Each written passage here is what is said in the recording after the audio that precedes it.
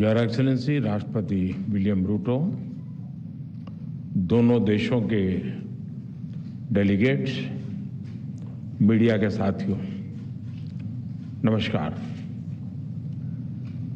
राष्ट्रपति रूटो और उनके डेलीगेशन का भारत में स्वागत करते हुए मुझे बहुत प्रसन्नता हो रही है।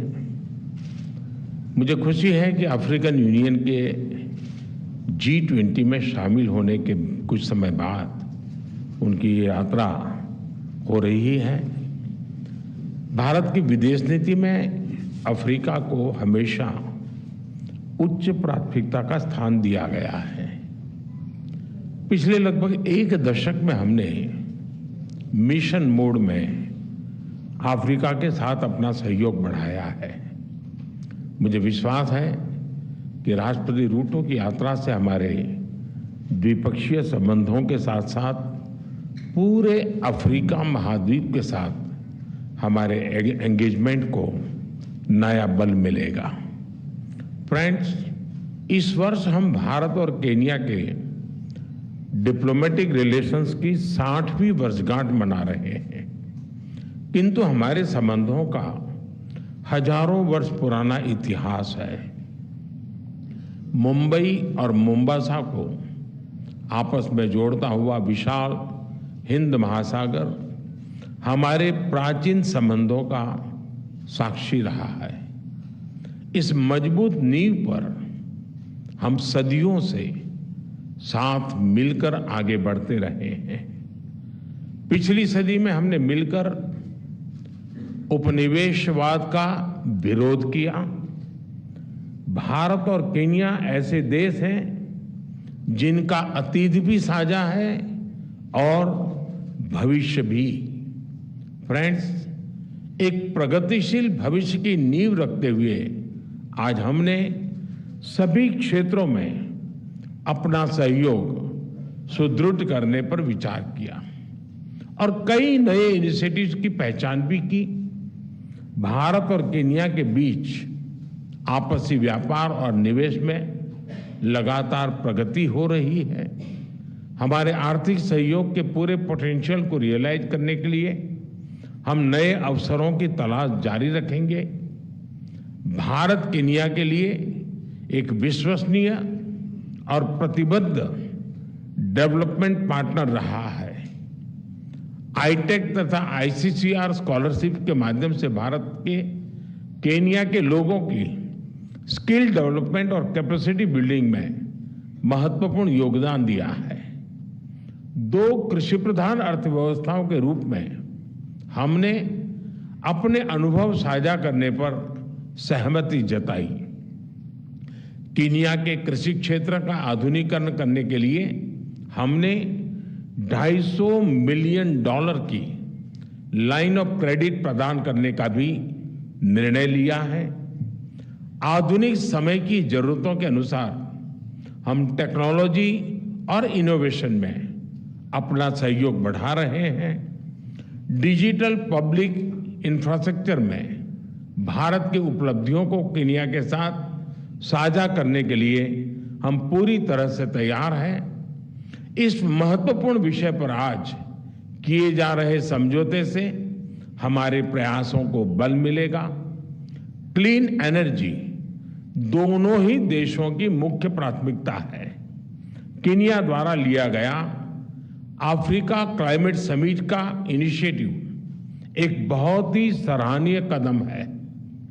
यह राष्ट्रपति रूटो की भी सभी वैश्विक चुनौतियों का एकजुट होकर सामना करने की प्रतिबद्धता को दर्शाता है। मुझे खुशी है कि केन्या ने ग्लोबल बायोफ्यूल अलायंस और इंटरनेशनल सोलर अलायंस से जुड़ने का निर्णय लिया है। साथ ही केन्या द्वारा लिए गए इंटरनेशनल बिग कैट अलायंस से जुड़ने के निर्णय से हम बिग कैट्स के संरक्षण के लिए वैश्विक प्रयासों को सशक्त कर सकेंगे। रक्षा के क्षेत्र में हमारा बढ़ता सहयोग हमारे गहरे आपसी विश्वास और समान हितों का प्रतीक है। आज की चर्चा में हमने मिलिट्री एक्सरसाइज कैपेसिटी बिल्डिंग के साथ साथ दोनों देशों के रक्षा उद्योगों को भी आपस में जोड़ने पर बल दिया। हमने स्पेस टेक्नोलॉजी को जन कल्याण के लिए इस्तेमाल करने पर भी विचार विमर्श किया। इस महत्वपूर्ण क्षेत्र में हम भारत के सफल अनुभव को केन्या के साथ साझा करने पर सहमत हुए। इसी प्रतिबद्धता और मित्रता का भाव हम सभी क्षेत्रों में अपना सहयोग बढ़ाने के लिए अपने प्रयत्न जारी रखेंगे। फ्रेंड्स, आज की बैठक में हमने नई वैश्विक एवं क्षेत्रीय मुद्दों पर चर्चा की। हिंद महासागर से जुड़े हुए देशों के रूप में मैरीटाइम सिक्योरिटी, पायरेसी और ड्रग ट्रैफिकिंग हमारी साझा प्राथमिकता के विषय हैं। इस महत्वपूर्ण क्षेत्र में आपसी सहयोग को मजबूत करने के लिए हम मैरीटाइम कोऑपरेशन पर जॉइंट विजन स्टेटमेंट जारी कर रहे हैं। केन्या और भारत का करीबी सहयोग इंडो पैसिफिक, उसमें हमारे सभी प्रयासों को बल देगा।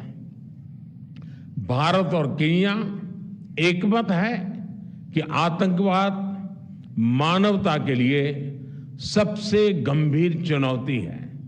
इस संबंध में हमने काउंटर टेररिज्म के क्षेत्र में आपसी सहयोग को बढ़ाने का निर्णय लिया है। फ्रेंड्स, केन्या को अपना दूसरा घर मानने वाले लगभग 80,000 भारतीय मूल के लोग हमारे संबंधों की सबसे बड़ी ताकत है। उनकी देखरेख के लिए केन्या से मिल रहे सहयोग के लिए मैं राष्ट्रपति रूटो का व्यक्तिगत रूप से आभार व्यक्त करता हूं। आज किए जा रहे कल्चरल एक्सचेंज एग्रीमेंट से हमारी आपसी नजदीकियां और बढ़ेगी। केन्या के लॉन्ग डिस्टेंस और मैराथन रनर्स विश्व विख्यात है। उसी तरह क्रिकेट भी दोनों देशों में लोकप्रिय है। दोनों देशों में खेलों के क्षेत्र में आपसी सहयोग को मजबूत करने के लिए एक महत्वपूर्ण समझौते पर सहमति बनी है। बॉलीवुड के साथ साथ योग और आयुर्वेद की पॉपुलैरिटी भी केन्या में बढ़ रही है। हम दोनों देशों के बीच पीपल टू पीपल टाइज और गहरे करने के प्रयास जारी रखेंगे।